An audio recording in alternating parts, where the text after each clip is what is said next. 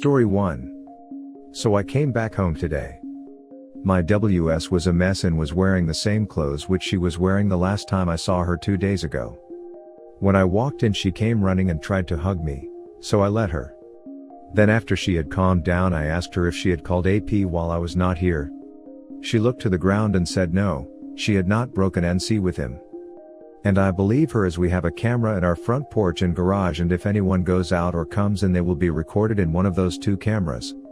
And she did say she has been home for the past 2 days. Anyways, then I said to her that I will be filing for divorce as soon as possible, as I have absolutely no intention of trying to work it out, and before our relationship becomes toxic, let's just go our separate ways. She got teary-eyed but controlled herself and then went in and brought in some sheets of paper. She gave them to me and said she wants to read them to me. I said okay, and it was a timeline of her whole affair, from the day it started to the day they first sexted, to each and every message and video which was exchanged between them, and what was I doing during that time. It was very thorough, and she read all the messages and then described all the videos which she sent. It must have been humiliating for her to describe them to me, and yet she did it. After that, she took out a letter in which she had apologized for causing me harm, and the reasons she thought were important in pushing her towards OP. Basically, she admitted she liked the attention and validation of her newfound body, the rush she got from it, and the forbidden nature of it. She gave no excuses for her actions. Then she read another letter in which she had outlined why I should give our relationship a second chance and what steps she will take to become a trusted and safe partner for me. I said, well, it's good, but as I said, I am just not interested. She then asked me to just wait for 6 months, and if after 6 months I still wanted to divorce, then she would not try to change my mind. I asked why 6 months, and she said that she will prove to me in 6 months that she can and will be a much better partner to me than she has been, and what has happened was an exception rather than the rule. And I don't know why, but looking at her face I could see the determination and resolve. So I agreed to postpone any talks of divorce till April end. Anyways, we have agreed to continue the marriage counseling, and she has started doing IC too. Today was her first session. So that's the update, I guess. Let's see what happens in 6 months. But if I am being honest here, looking at her determination has somewhat inspired me too.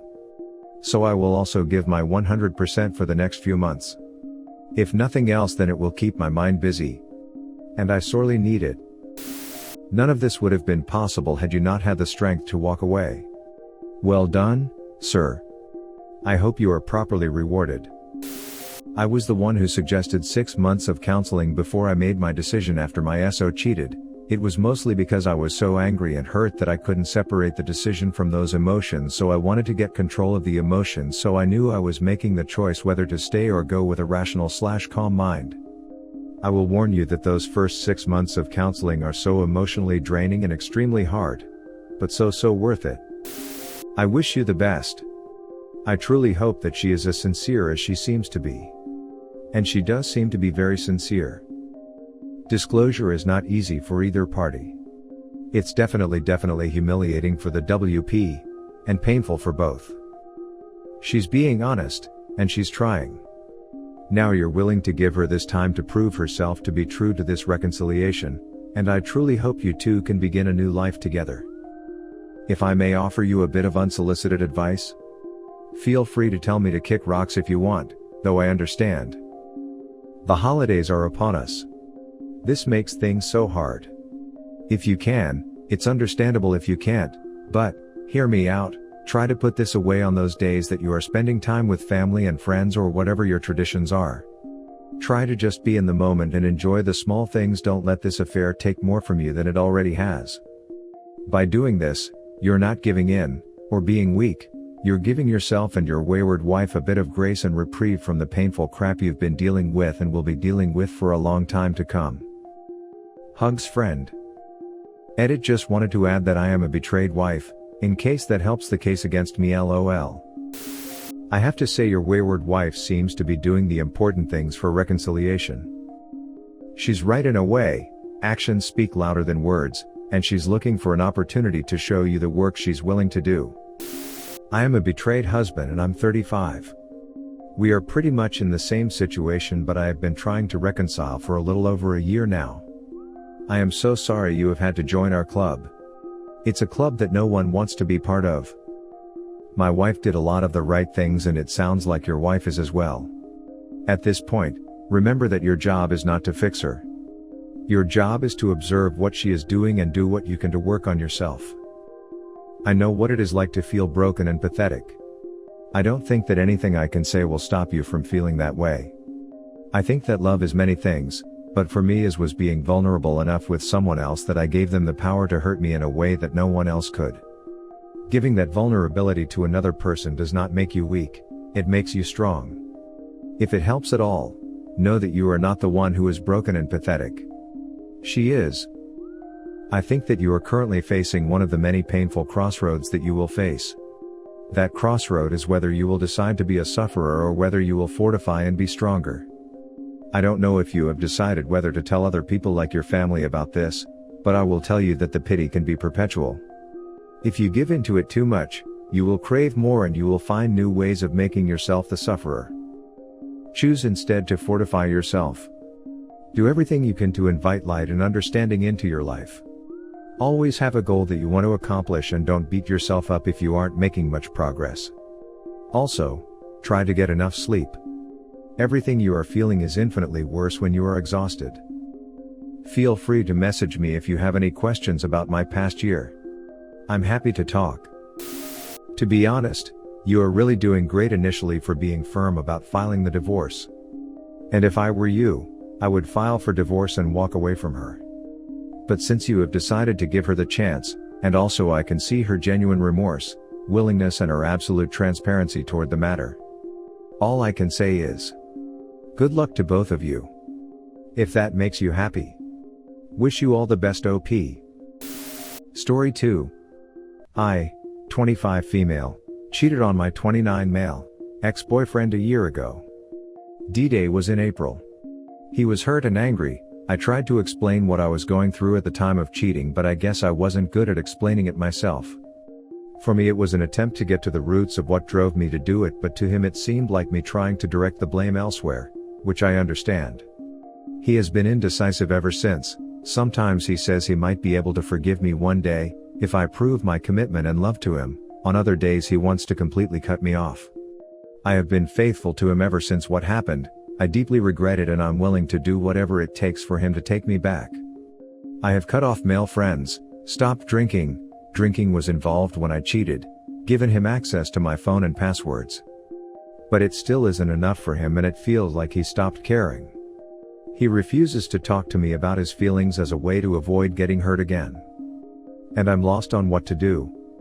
For the time being, we are broken up and he is free to date/have physical relationships, whilst I'm committed to him, in the hopes that it will make him see that I really want to be with him. But I keep wondering, do people who get cheated on ever manage to feel loved by the betraying partner? Will he ever be happy with me, given I'm willing to put in the maximum effort? Yes, some people can forgive and go on to be happy. And others will never give the cheater another chance. Ever. Both are valid responses. And both are dependent on numerous factors and attitudes. Will your BF give you another chance? I dunno. Only he knows. If I'm in his shoes, I'd ghost you. You're just a GF and you failed the spouse test spectacularly. You don't have kids or financial/legal ties, so it's an easy break. Okay. All y'all who clown on about spousal tests can back up and check the facts. All of y'all, if you exist on this forum, assuming you are in a marriage, had a partner who cheated. Some of us have been in faithful relationships longer than your marriages. Either way, betrayal is terrible. Children or money may force some to stay when they would otherwise leave. Shaming anyone on this forum about spousal failures is nonsense because married spouses fail the test with a lot more skin invested and after they committed to it. I don't think it's cute to pretend the marriage made the betrayal less hurtful or less complicated than it was. I loathe to say this, but it may not be salvageable. Not the same situation, but in HS I broke up with a boyfriend I think loved me very much. Didn't even cheat on him. I decided I wanted him back a month later and he basically toyed with me the next 2 years. I did everything I could to show him I loved him and I wouldn't hurt him again, but he completely changed toward me. He'd lead me on while seeing other girls behind my back. Whatever hurt I caused him, he gave it back to me tenfold. I was heartbroken for years over him but thought I deserved it because I had broke his heart first. Looking back, I wished I hadn't gone after him to get him back. It just wasn't worth it. And I think I knew deep down that we weren't meant for each other, and that's why I broke up with him in the first place. Maybe possibly that is why you cheated on him? Because you know somehow you aren't meant to be? Don't let him mistreat you for years after you've tried so hard to right things. You don't deserve that. If he wants to come back, then it's meant to be. Hope this helps. Currently, my husband of 17 years cheated on me a few months ago, and I am still wanting to be with him. So you just don't know. But if he's out there with other people, let him go. Don't put yourself through that. It would be best to just let him go. Let him heal. Let him do whatever he wants. Accept it was all on you. Work on yourself first. Have therapy. When you are ready, you can find someone with the best version of you. Worldwide comments of the day. First story, lying or not about her bad experience, use it to get more custody of the kids. Because you'll be kicking yourself harder if it is true and your kids end up with a bad experience. Story 1, listening the way he spoke, I really guess that he has not 100% completely erased her from his heart. But fortunately the commenters lead him to the right way. Thanks for watching. Don't forget to subscribe for more interesting and relatable Reddit videos.